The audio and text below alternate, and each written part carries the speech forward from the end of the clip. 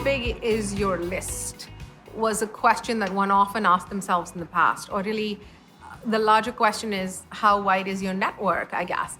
I think it's not exactly information to anyone anymore. The fact that opt-ins as a tactic are not necessarily as effective as they were before, which means that people are no longer as enthusiastic about giving you their email in exchange for this ebook. Think about it. When is the last time that you were like, ooh, take my email, give me that ebook that you've created?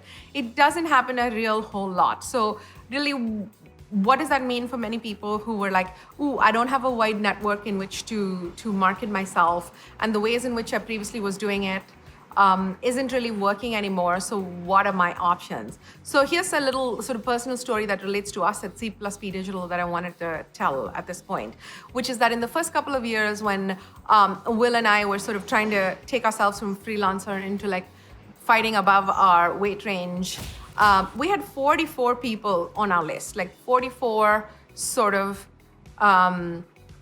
clients that we'd worked with in different capacities who were on our email list that we were legitimately allowed to email according to Canada's CASL laws. And those 44 people gave us well over 6 figures in business for the first couple of years. So think about that. Think about that. Like, we actually had a hard time getting an email service that would work for our needs because most of them were priced high and we were willing to pay the price. But really, it was all geared on, what is the size of your list? Like 10,000, 20,000. We were embarrassed to take some of those calls to make the decision because we're like, who the hell caters to 44 people? But that worked for us. Obviously, since then, things have changed. We've got more people and, our lists have widened. But really, I invite you to think about the fact that you don't need, maybe this is what is called like account-based marketing in the larger circles. You don't need a shit ton of that level of marketing if you're a small business. Neither do you need a whole lot of people and hope that 1% convert. That middle ground in terms of having a list that truly is engaged and truly does respond to what you say.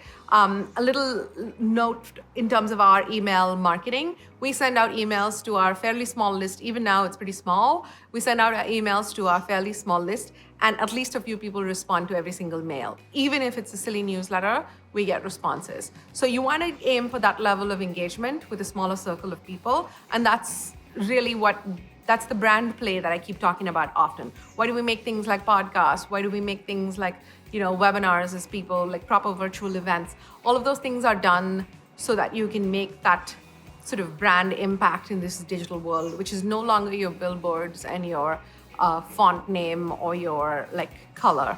So have a little think about that. Tiny is mighty.